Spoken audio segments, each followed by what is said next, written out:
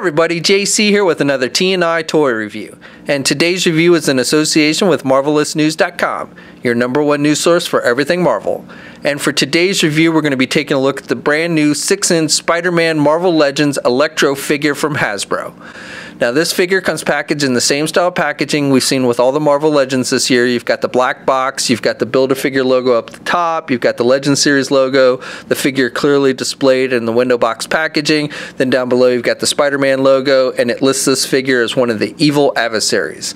So on one side you've got some artwork for Hobgoblin, which we looked at the other day, and then on the other side you've got artwork for Electro. On the back of the packaging you've got a look at both figures, a brief bio in multiple languages, and then down below it shows you all the figures that you'll need to get for this wave in order to complete the Space Venom Build-A-Figure.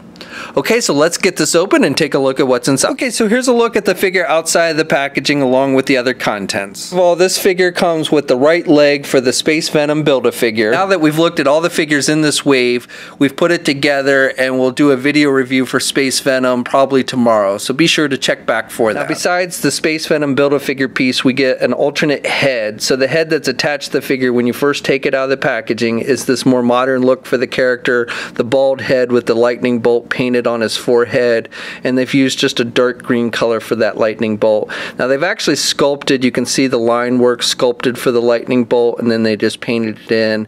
And there are a few places here where they haven't quite fully painted it in. You can kind of notice here on his cheek. It's not major, but if you look at it real close you can kind of notice it.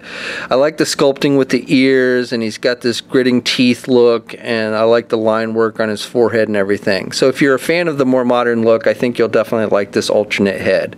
Now the second head that you get, and when you want to switch it out, you just pull it off. It's attached to a ball joint like we always see, and then you just pop on the alternate head. And with the alternate head we get that more classic Electro look, and this is my preferred look for the character.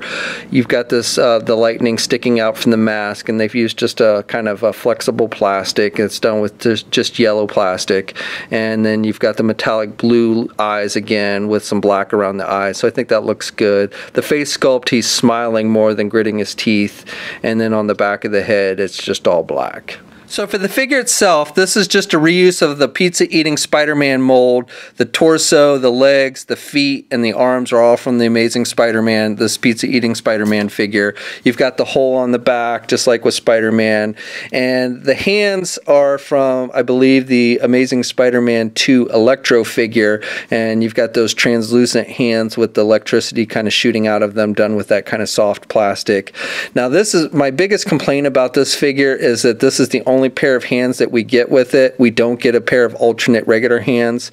I don't mind these hands for like alternate hands if you want to, you know, mimic the lightning shooting effect, but I would have definitely liked to have seen a regular pair of just black fisted hands or something to go along with this figure. It's very disappointing that we didn't get alternate hands with this one. So paint applications on this figure are pretty basic, nothing to write home about. You've got the black on the neck, and then you've got the green on the shirt with the yellow, almost metallic yellow color for the lightning stripes.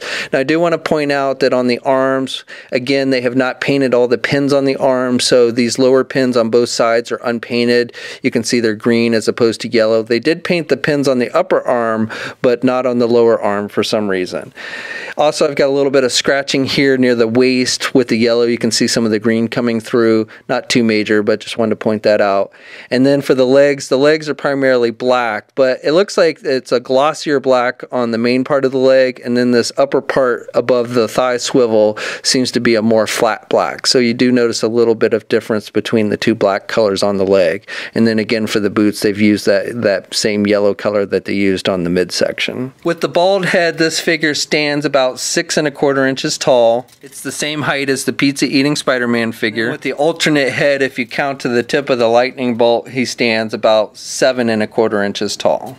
And here's a comparison with the classic Toy Biz Electro figure, and you can see they're pretty close to the same height. The Hasbro one is maybe a hair taller. Articulation is good with this figure. You can turn the head to the left and you can turn it to the right, and he can look down good and he can look up pretty good as well. Arms you can get out good, and you've got that rotation there, which is good. And then because it uses the pizza-eating Spider-Man mold, you've got those inner shoulder joints, so he's got back and forth movement with the arms as well. He's got a bicep swivel, double jointed elbow, so good bending there at the elbow, swivels at the wrist, hinges on the hand, so good up and down movement there. You've got a ab crunch joint, so he can crunch down decently, and he can look back pretty good as well. You've got a waist swivel. Legs are attached with ball joints, so he can do the splits about that much. He can get his leg forward good, and he can do his leg out and back. He's got a thigh swivel, double jointed knee, so good bending at the knee. And then he's got hinges on the feet, so he's got good up and down movement with the feet, and he does have ankle pivot. And then 2 peg holes on the bottom of it. Okay, so that's my review. Overall, I would say this is a decent figure, especially if you're a fan of the more modern look of the character. I'm glad that we're getting the alternate classic head sculpt, since that is my preferred look for the character. The biggest thing that sets it back for me, though, is the fact that we don't get any kind of alternate hands. I don't like those stringy electricity hands that they've included with it. So if they'd just given us a second pair of like black fists or something like that, I think that would have made the figure much better. The paint applications aren't great, but they're not horrible either. So as I said, if you're a fan of the more modern look of the character, I think this is one you'll want to add to your collection. So this figure is not yet hit here in the United States. It is out overseas and should start hitting shelves here in the United States early next month in July. We'll have a full gallery of images up at marvelousnews.com. There'll be a link in the video description below. As always, leave a comment. Let us know what you think. If you're so inclined, please like the video. Also, if you haven't already, please follow me on my Facebook and or Twitter pages. I'll have links to those in the video description as well. And until next time, I'll catch you later.